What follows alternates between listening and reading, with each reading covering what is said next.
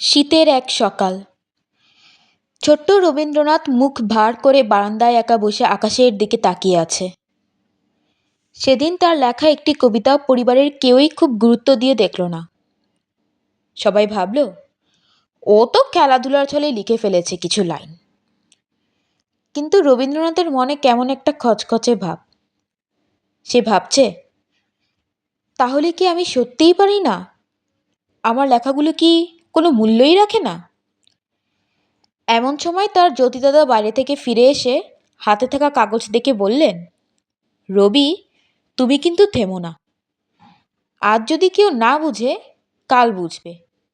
যত লিখবে তত তোমার ভিতরের আলো জ্বলবে। এই কথাটা রবীন্দ্রনাথের মনে এমন জোরে আঘাত করল যে সে সেদিন রাতে নতুন আরেকটি কবিতা লিখল।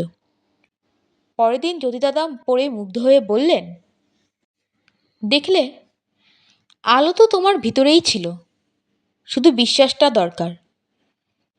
এই ছোট্ট বিশ্বাস, এই সামান্য উৎসাহই একদিন তাকে বানিয়ে দিল কবিগুরু, নোবেলজয়ী, বিশ্বের আলো, আমাদের বিশ্বকবি রবীন্দ্রনাথ ঠাকুর।